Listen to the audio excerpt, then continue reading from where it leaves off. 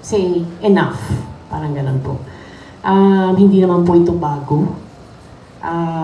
Kahit hindi man po kasing viral ngayon, nangyayari po ito. Ilang taon na po, ilang dekada na po, ilang generations na po, hindi po ba? Ngayon lang po talaga siya medyo nabibigyan ng pansin.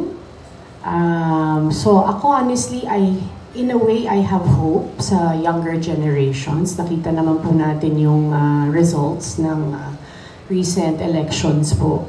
So, yung bulk of the voters na po, of course, are the younger ones, millennials, Gen Z onwards na po yan. So, kahit papano, kahit parang nakakawalang gana po, kahit parang hopeless na po yung ating sitwasyon, I'd like to cling on to that hope po dun sa mga younger pa na maging wiser po tayo, matuto po tayo.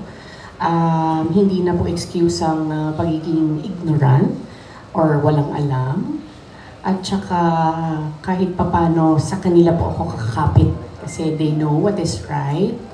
And mas vocal po sila ngayon. So sana po tuloy-tuloy lang po no, yung pagboto po ng tama, pag-exercise po ng kanilang rights. And of course, hopeful pa rin po, kahit nga sabi po natin, ang hirap mong mahalin Pilipinas, hopeful pa rin po na kahit papano sandali maitigil na po ito o magkaroon na po talaga ng pagbabago. Yung significant po na may managot na po talaga, wala na pong makakalusot, at magkaroon po tayo ng pag-asa na mabawi po natin kung ano po yung nakuha sa atin. Ang hirap po sundan ng sinabi nila. Ang gaganda. Ang gaganda po ng sinabi nila. Pero ako, masaya lang po ako na nabibigyan na po ng pansin ngayon yung nangyayari sa bansa natin. Pero ang kinalulungkot ko is punong-puno ng galit kahit saan ako tumingin, kahit saan ako pumunta. Na nag-worry ako na baka hindi natin makita yung hope na sabi nga ni Carla, may hope. May hope tayo. And sana makita natin yun.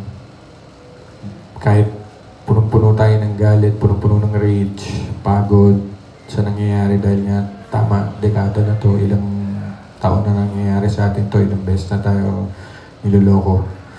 And yun lang po ang aking prayer na makita natin yung hope and masolusyonan natin itong problema ng bayan natin.